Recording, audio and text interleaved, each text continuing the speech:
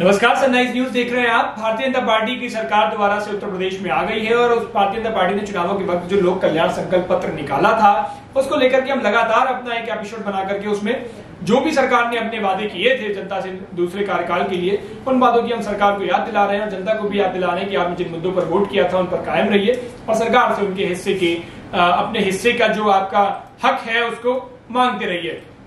तो इस बार बात होगी, पिछली बार दफे हमने बात किसानों को, महिलाओं को, स्वस्थ उत्तर प्रदेश को लेकर के करी थी। इस बार हम बात करेंगे सुशासन के ऊपर, कानून व्यवस्था के ऊपर। सरकार जब बार बार अपनी पीठ थपथपाती नजर आती है और उस कानून व्यवस्था की बात जो इस मैनिफेस्टो में क्या कुछ लिखा है इसकी हम बात करेंगे। सुशासन के लिए सरकार ने लिखा है कि पहला, हम गुंडे, अपराधी और माफिया के खिलाफ कार्यवाही इसी दृढ़ता के साथ आगे भी जारी रखेंगे। लेकिन सरकार के ऊपर सवाल एक हमेशा बार बार उठता रहा कि सिर्फ एक ही वर्ग, एक ही समुदाय को सरकार टारगेट कर रही है, जिसमें मुख्तार अंसारी, आजम खान, अतीक अहमद जैसे नाम लिए गए। आखिर सरकार और भी जो खुद के उनके विधायक हैं, खुद के उनके सांसद हैं, जो इस श्रेणी में आते हैं, जो दबंग बाहुबली की श्रेणी में आते हैं, उन पर शिकंजा क्यों नहीं कस रही, वो एक बड़ा सवाल उठता है। उम्मीद है इस बार सरकार उस पर जब देखेगी तो ध्यान देगी। अगला, हम प्रदेश के सभी नागरिकों को 339 सरकारी सेवाएं निश्चित अवधि पर प्रदान कर रहे हैं। हम इसमें और वृद्धि करेंगे। सभी नागरिकों को 339 सरकारी सेवाएं, हमें 339 सरकारी सेवाओं की जो लिस्ट है वो सरकार ने किस आधार पर दी है और उसी के साथ ये किस आधार पर ये आंकड़ा लिखा है, इसको बहुत सोचना अहम है कि कौन सा ये आंकड़ा है सरकार ने देने की कोशिश इस बार की है। अगली, हम तहसील स्तर पर तहसील दिवस के दौरान जनता दरबार का आयोजन जारी रखेंगे।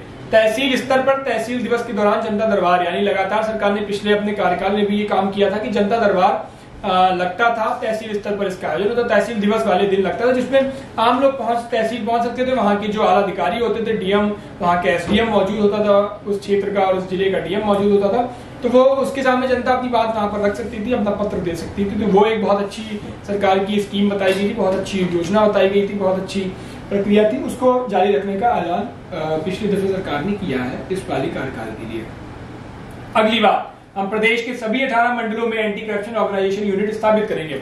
एंटी करप्शन को लेकर सरकार बार बार कह रही है कि हमारी पूरे कार्यकाल में कहीं भी एक भी भ्रष्टाचार का आरोप नहीं लगा है और कहा कि अब सभी 18 मंडलों में हम एंटी करप्शन ऑर्गेनाइजेशन यूनिट को स्थापित करेंगे और इसी तरह से उसको आगे बढ़ाते जाएंगे। अगली बात, हम मेरठ में कोतवाल धन सिंह गुर्जर अत्याधुनिक पुलिस ट्रेनिंग सेंटर स्थापित करेंगे। मेरठ में ये बात कही है और पुलिस ट्रेनिंग सेंटर से वहां के लोगों को जो पुलिसिंग व्यवस्था होगी उसको अत्याधुनिक करने की बात भी यहीं से कही गई। अगली बात, हम लव जिहाद करने पर कम से कम 10 वर्षों की सजा और 1 लाख के जुर्माने का प्रबंध सुनिश्चित करेंगे। यानी अगर कोई लव जिहाद को लेकर की सरकार बार बार संसद में भी मुद्दा उठाया, उसके बाद विधानसभा में भी लव जिहाद का मुद्दा उठा, योगी आदित्यनाथ खुद इस मुद्दे की अगुवाई कर रहे थे, तो उसमें ये बात कही कि 10 सालों की सजा होगी और 1 लाख का जुर्माना होगा अगर कोई लव जिहाद करता है। अगली बात, आतंकवादी गतिविधियों पर अंकुश लगाने के लिए देवबंद में anti terrorist commando centre, Deoband में ये बात कही गई क्योंकि सरकार हमेशा से देवबंद में एक खास वर्ग है और वहां पर एंटी टेररिस्ट जो गतिविधियां होती हैं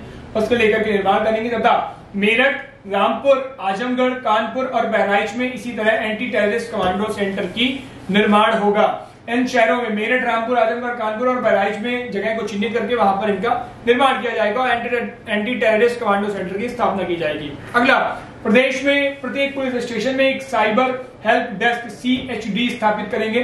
पुलिसिंग व्यवस्था जो उत्तर प्रदेश की है वो ट्विटर पर भी बहुत एक्टिव रहती है, हर जगह एक्टिव रहती है। आप जैसे कोई ट्वीट करते हो तो वहां पर तुरंत आपको रिप्लाई मिलता है, वहां पर तुरंत एक्शन लिया जाता है। तो उसकी ये हर एक थाने में अब ये बात कहेगी कि हर एक पुलिस स्टेशन में एक साइबर हेल्प डेस्क होगी वहां पे, वहां की देखिए व्यवस्था। सभी पुलिसकर्मियों, महिला और पुरुषों के लिए बैरक की व्यवस्था उपलब्ध कराएंगे। सभी पुलिसकर्मियों के लिए बैरक की व्यवस्था और उसमें से अलग अलग होगी, महिलाओं की अलग और पुलिस की अलग होगी।